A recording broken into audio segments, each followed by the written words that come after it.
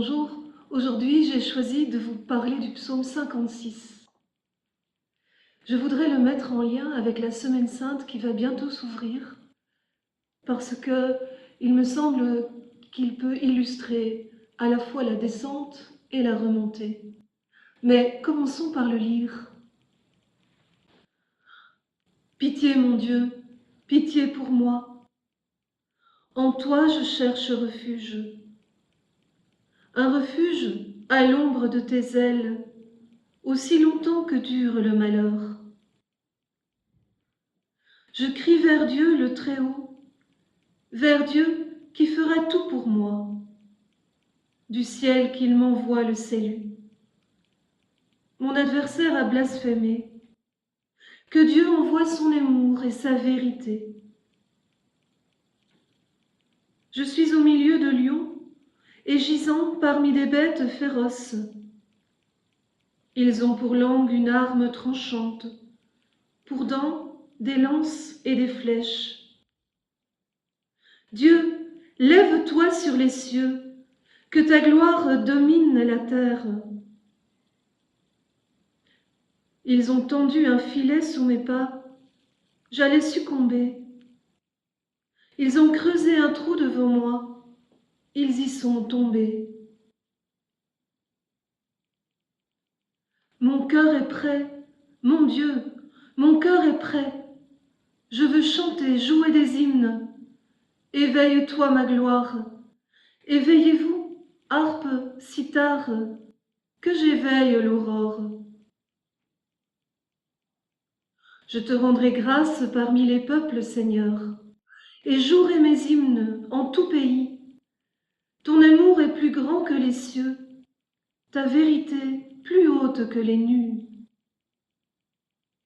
Dieu, lève-toi sur les cieux, que ta gloire domine la terre.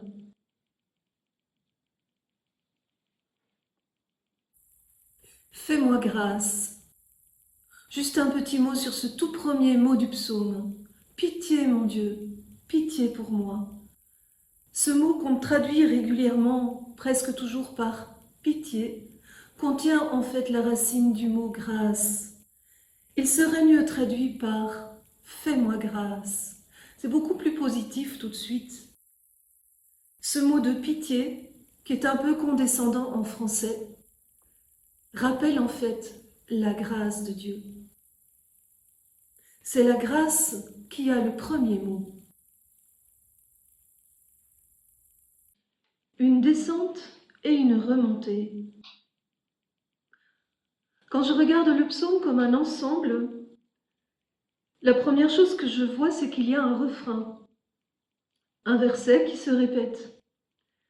Au verset 6 et au verset 12, Dieu, lève-toi sur les cieux, que ta gloire domine la terre. Ce refrain est une prière. Dieu, lève-toi sur les cieux. C'est une prière qui demande à Dieu de se montrer, de se lever, de révéler sa présence.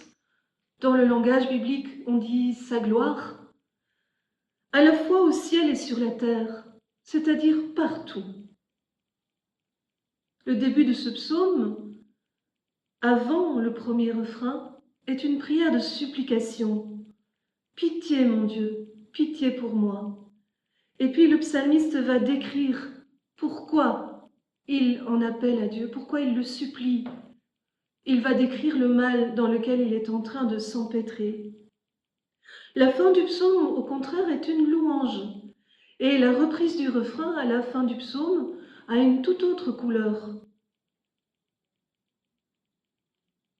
Au milieu du psaume, on est descendu au plus bas, au creux, avant la remontée. Je repère comme un silence entre les versets 7 et 8. Nous nous attarderons sur deux belles expressions, l'ombre de ses ailes et réveiller l'aurore. Et nous évoquerons ce silence entre les versets 7 et 8, qui est pour moi le silence de la résilience. à l'ombre de tes ailes. Je m'attarde sur cette belle expression.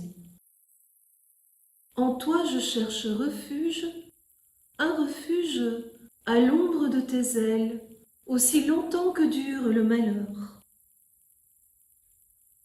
Vous avez entendu 2 fois le mot refuge. Un refuge. L'idée de chercher refuge peut faire allusion au titre hébreu de ce psaume, titre que je n'ai pas mentionné, mais qui indique en fait la circonstance narrative dans laquelle ce psaume a pu être composé. Et cette circonstance, c'est le fait que David, le roi David, est en fuite devant Saül et se réfugie dans une grotte. En toi je cherche refuge. Plus encore que dans la grotte matérielle, il cherche refuge en son Dieu. Et il précise, un refuge à l'ombre de tes ailes. Qu'est-ce que l'ombre? Qu'est-ce que les ailes? L'ombre. L'ombre suggère une protection contre le soleil trop intense du désert. L'ombre suggère la nuée qui accompagne le peuple de Dieu durant sa longue marche, durant son exode. La nuée atténue l'ardeur du soleil, mais elle a aussi pour fonction d'indiquer la route à suivre. Quand elle s'arrête, le peuple s'arrête. Quand la nuée se lève, le peuple reprend sa route. Les ailes de Dieu. Se placer sous les ailes de Dieu, c'est se placer sous ta protection. Cette expression se retrouve par exemple dans le livre de Ruth, quand Bose, son futur mari, lui dit que le Seigneur va la combler, le Dieu d'Israël, sous les ailes de qui elle est venue s'abriter. Ruth, chapitre 2, verset 12. Mais il y a d'autres occurrences qui évoquent ces ailes de Dieu. Beaucoup d'autres psaumes notamment, et le psaume 90 qui présente beaucoup de liens avec notre psaume 56 et qui commence comme ceci. Quand je me tiens sous l'abri du Très-Haut et repose à l'ombre du Puissant, je dis au Seigneur, mon refuge, mon rempart, mon Dieu dont je suis sûr. Les ailes de Dieu. Quand on dit les ailes, on pense par exemple à l'aigle qui plane au-dessus de ses petits. Et voilà une belle image que l'on trouve dans le livre de l'Exode au chapitre 19. Vous avez vu ce que j'ai fait à l'Égypte, comment je vous ai porté comme sur les ailes d'un aigle et vous ai amené jusqu'à moi. Souvenez-vous, comment je vous ai porté comme sur les ailes d'un aigle.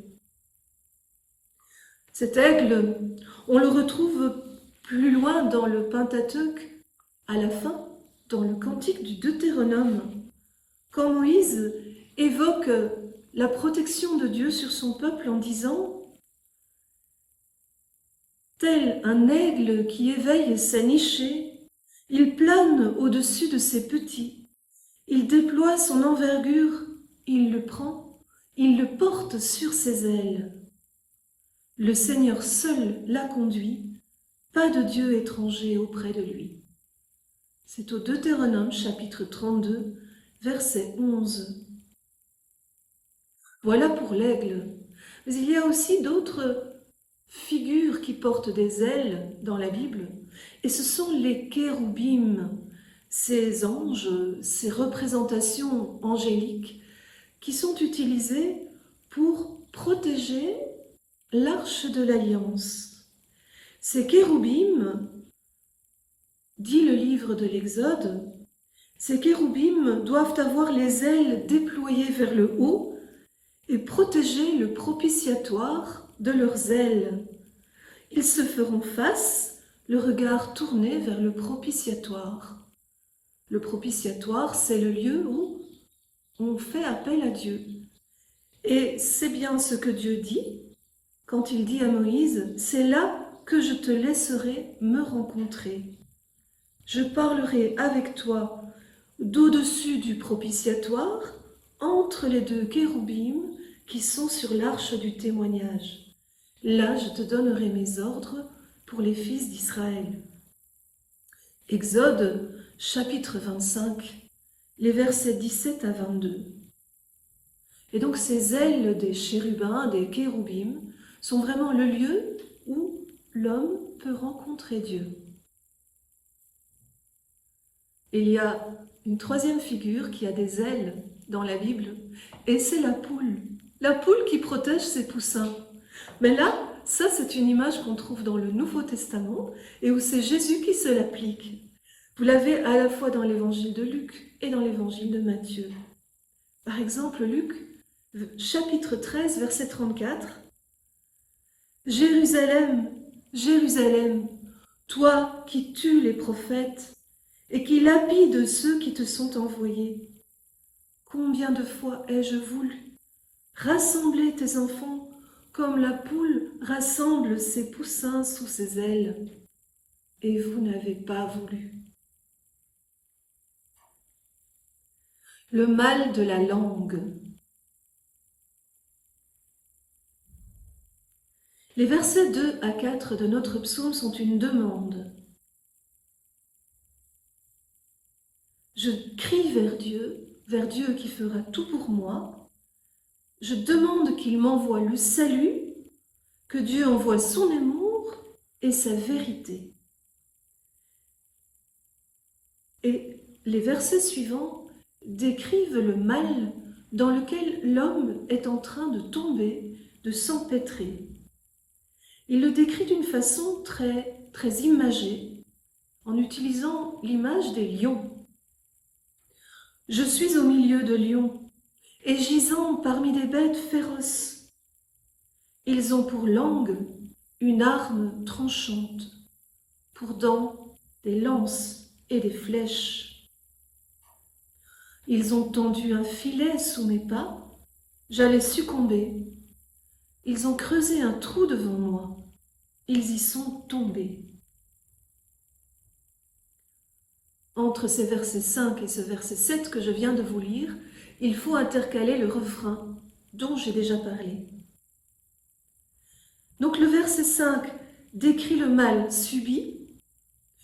Il y a des lions, des bêtes féroces qui ont pour arme une langue et des dents qui sont des lances et des flèches. Voilà une façon très imagée de parler du fameux mal de la langue. C'est-à-dire que c'est toujours par là que ça commence, par le mensonge, la calomnie, le blasphème, la moquerie, les insultes, la médisance, les commérages, les murmures, tout ce mal que l'on commet rien que par la parole.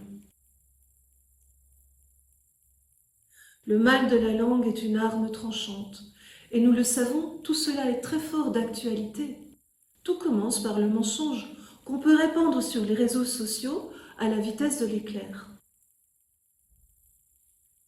Un filet sous mes pas, un trou devant moi. Au verset 7, on a une autre image qui est plutôt celle du chasseur qui a un filet ou qui creuse une fosse comme un piège pour attraper la bête. Ce sont donc des images de la chasse. Le malheur, c'est l'impression d'être pourchassé, d'être pris pour cible, se sentir comme un gibier en fuite. Où m'enfuir? D'où la parole « En toi je cherche refuge », un refuge à l'ombre de tes ailes. Mais ce verset 7 a une chute surprise, c'est le cas de le dire. La chute du verset 7, c'est « Ils y sont tombés » ou dans la fosse qu'ils ont creusée. Et voilà la surprise, c'est que le mal que les mauvais ont fomenté contre moi s'est retourné contre eux. C'est ce que André Ouénin appelle l'effet boomerang de la violence. La violence que l'on commet finit toujours par se retourner contre nous. Cette réalité est très souvent exprimée dans les psaumes et nous aurons sans doute l'occasion de la rencontrer encore. Mon cœur est prêt. Alors, à la fin de ce verset 7, qui a annoncé que le mal allait retomber sur les méchants, on a comme un silence, parce que le début du verset 8 parle de toute autre chose. Le début du verset 8 dit « Mon cœur est prêt, mon Dieu, mon cœur est prêt. » Il est prêt pour quoi? Littéralement, en hébreu, mon cœur est affermi. Il a retrouvé comme une force intérieure, une force dans le secret de la prière. Je pense à Jésus qui, d'après l'évangile de Luc, au moment où il entame sa montée vers Jérusalem, durcit sa face, comme s'il revêtait l'armure du combat pour entamer ce combat tout à fait particulier qu'il aura à mener. Cette armure, il l'a trouvée dans le creuset de la prière. C'est la force intérieure de celui qui se sait accompagné de Dieu, de celui qui se sait dans le droit chemin, qui a la conscience tranquille, qui a accepté d'avance tout ce qui lui en coûtera. Je retrouve ce moment à Gethsémani, quand, au terme de sa prière d'agonie, Jésus trouve à l'intérieur de lui une paix inébranlable. Mon cœur est prêt. Les gardes arrivent pour l'arrêter. Il se lève. Son cœur est prêt. Il dit, « Qui cherchez-vous » ? « Jésus de Nazareth. » « C'est moi. » Le point de résilience de sa prière est caché dans le silence entre le verset 7 et le verset 8. Il y a là ce qu'on appelle, en langage littéraire, un hiatus, une discontinuité entre les deux versets. Dans cet hiatus, il y a le secret de la résilience de la prière. Chanter a réveillé l'aurore. Je relis ce verset 8 et j'enchaîne avec le verset 9. Mon cœur est prêt, mon Dieu, mon cœur est prêt. Je veux chanter, jouer des hymnes. Éveille-toi, ma gloire. Éveillez-vous, harpe, cithare, que j'éveille l'aurore. Qu'est-ce que l'aurore? C'est le commencement de la lumière, après la nuit, quand les premiers rayons du soleil basculent sur l'autre versant de l'horizon et touchent les choses, une par une, les transfigurant par ce toucher de lumière. Ici, à Urtebise, on a un horizon magnifique. Et quand l'aurore se lève à l'est, je regarde vers l'ouest et je regarde comment le toucher de la lumière commence par l'horizon le plus lointain, puis les cimes des arbres, et puis descend peu à peu pour arriver à tout englober. L'aurore, c'est un mouvement, une progression. Éveiller l'aurore. Quelle belle image! Comme si elle dormait. Elle ne dormait pas, c'est nous qui dormions. La belle au bois dormant ne s'appelle-t-elle pas Aurore? Éveiller l'aurore, c'est le rôle du veilleur, du guetteur, comme dans le psaume 129 qui dit « Plus qu'un veilleur ne guette l'aurore, attend le Seigneur, Israël. » Mais c'est aussi le rôle du lutteur, de celui qui a traversé la nuit en tenant bon. Et là, je pense à Jacob. Jacob, au chapitre 32, ce fameux récit que tout le monde connaît, la lutte de Jacob.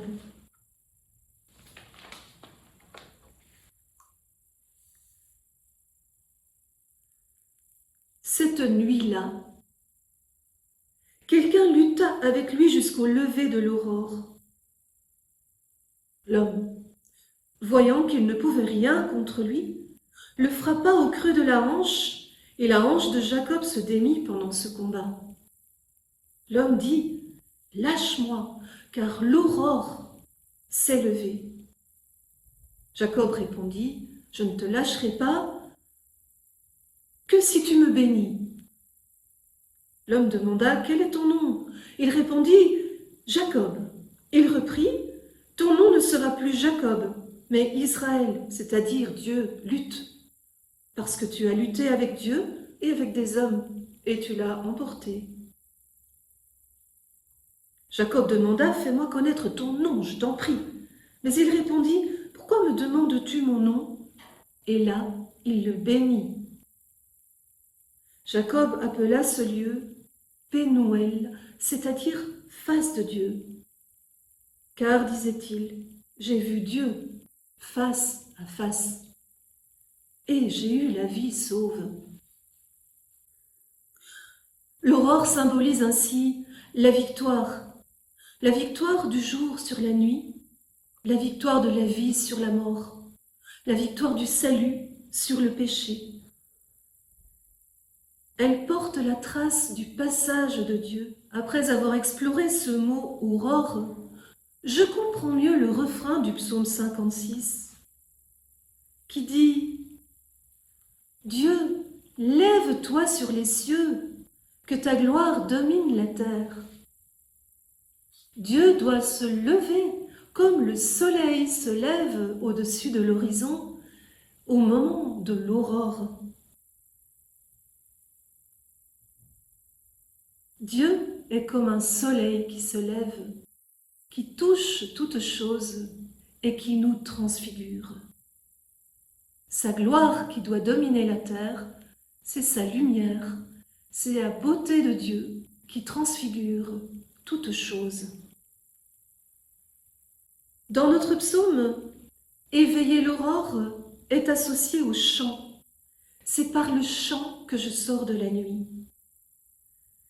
Je trouve un très beau poème de Gilles Baudry qui est comme une réécriture de ce psaume 56, une constellation. Et je vous le lis. Croire, tout feu éteint. Chanter, à réveiller l'aurore. Chercher ta face, jusqu'à ce qu'elle m'envisage. Et t'exuder par tous les pores de mon âme. Bercer ton nom. N'être qu'écoute pour accueillir l'écho de ton silence. Marcher sur le sentier des simples et ausculter le cœur de la forêt des cygnes. Les 3 jours saints. Voici donc pourquoi je vous propose de lire ce psaume 56 en entrant en semaine sainte. Le psaume a exprimé une descente, une angoisse, une épreuve, jusqu'au point le plus bas. C'est le chemin du Christ en son vendredi saint, en son Gethsémani. Le psaume a ensuite exprimé un silence, un hiatus, un point de résilience qui est caché dans le mystère. C'est le secret du samedi saint, quand Dieu seul travaille et que nous n'avons qu'à être en silence, en attente, comme des veilleurs qui guettent l'aurore. Le psaume a ensuite exprimé le chant de celui qui voit basculer l'aurore au-dessus de la ligne d'horizon et qui veut par son chant réveiller l'aurore. C'est le dimanche de la résurrection.